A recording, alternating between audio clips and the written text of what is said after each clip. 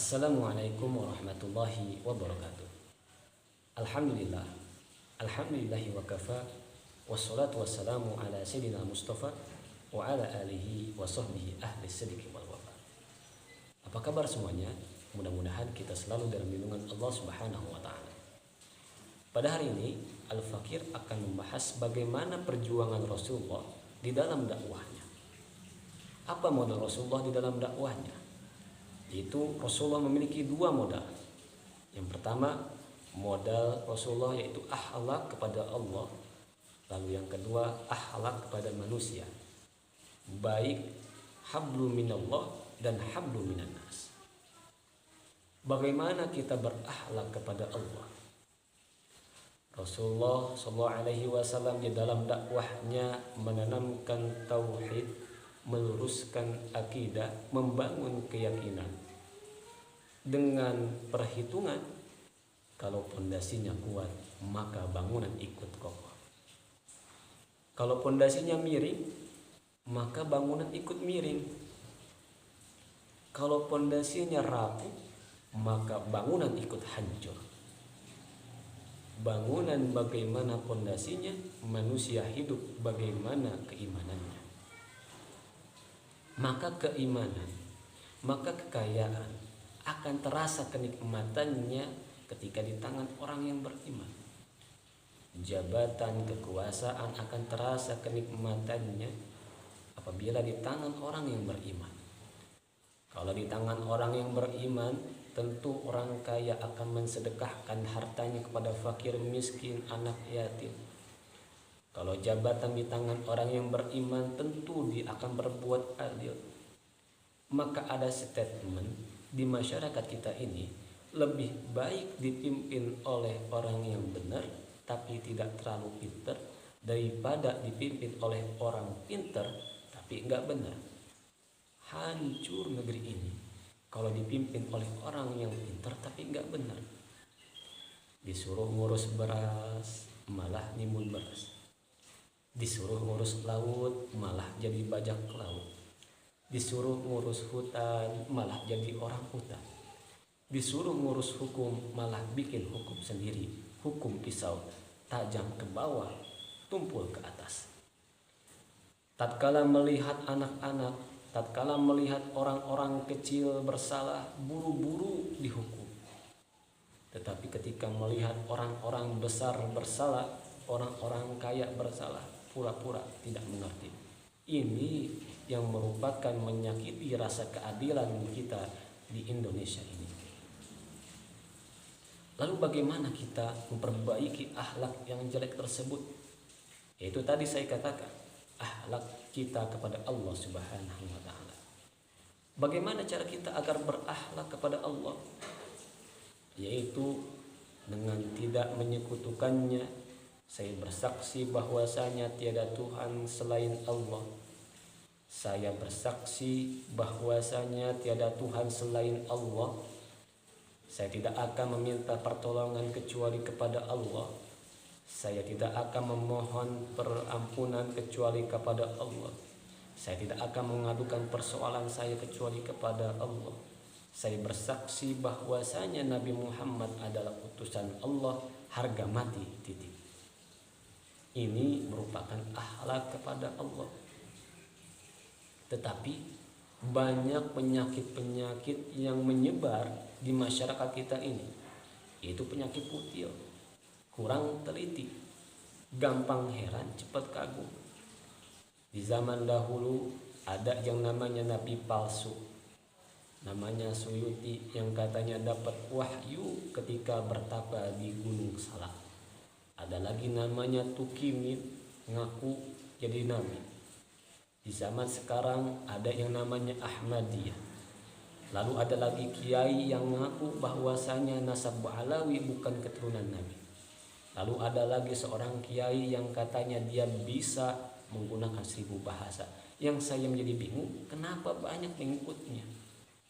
Sebab itu tadi, kutil, kurang teliti, gampang heran, cepat kagum. Lalu yang kedua, bagaimana kita berakhlak kepada Allah Subhanahu wa taala? yaitu merasa diri kita diawasi oleh Allah. Di dalam sendiri kita merasa diawasi oleh Allah. Di dalam keadaan ramai kita merasa diawasi oleh Allah. Selalu merasa diawasi oleh Allah. Di dalam keadaan maksiat merasa diawasi oleh Allah. Dalam keadaan taat merasa diawasi oleh Allah. Maka tentu ketika kita merasa diawasi oleh Allah, pasti kita tidak melaksanakan atau melakukan kemaksiatan. Bahkan tidak hanya dalam keadaan sehari-hari pun, di dalam ibadah pun kita dianjurkan memiliki sifat ihsan, yaitu anta'budallah ka'annaka tarahu fa in lam takun tarahu fa innahu yaraka. Itu engkau menyembah, menghamba kepada Allah seakan-akan Allah melihat engkau. Tetapi jikalau engkau tidak mampu melihat Allah, maka sesungguhnya Allah melihat engkau. Ini merupakan akhlak kita kepada Allah Subhanahu wa ta'ala. Di zaman sekarang nih, iman kita ibarat anak muda yang lagi ngebut-ngebutan di jalanan. Ada anak muda yang ngebut-ngebutan di jalanan, ngelihat lampu merah dia terobos terus. Ketemu polisi itu berhentiin, "Prit, kenapa kamu ngebut-ngebutan?" "Enggak, Pak." "Punya SIM?" "Ada, Pak." "Ada SNK?" "Ada, Pak." "Tahu ada lampu merah?" "Tahu, Pak." "Kenapa kamu ngebut-ngebutan?" "Saya nggak tahu, ada Bapak." Ini merasa bahwasanya iman kita masih ditungguingi. Tidak takut kepada Allah, tapi takut kepada atasan. Mungkin pejabat yang korupsi takut kepada atasan, sehingga ketika atasannya tidak melihat dirinya, akhirnya dia korupsi. Tapi dia tidak merasa diawasi oleh Allah. Ini merupakan akhlak yang kurang kepada Allah Subhanahu wa ta'ala.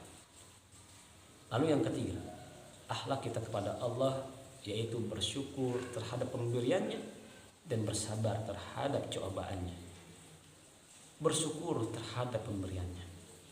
Ada sebuah filosofi kehidupan yang agak humor tapi agak tasawuf. Orang yang paling tenang hidupnya adalah tukang parkir. Sebab kenapa? Biarpun mobilnya banyak mewah-mewah, motornya banyak mewah-mewah, nggak pernah sombong. Tapi ketika mobilnya pergi satu persatu, nggak pernah sedih. Apa di balik rahasianya? Di sini tasawufnya. Karena tukang parkir tidak pernah merasa memiliki, tapi merasa dititipi. Maka siap-siaplah orang yang merasa memiliki akan merasa kehilangan, karena kehilangan itu sangat menyakitkan. Maka hiduplah seperti tukang parkir. Bagaimana? Yang pertama, tukang parkir merasa dititipi, nggak pernah sombong. Saya nitip sama tukang parkir mobil Pajero, dia petantang petenteng, sombong, nggak pantas, karena bukan yang dia punya.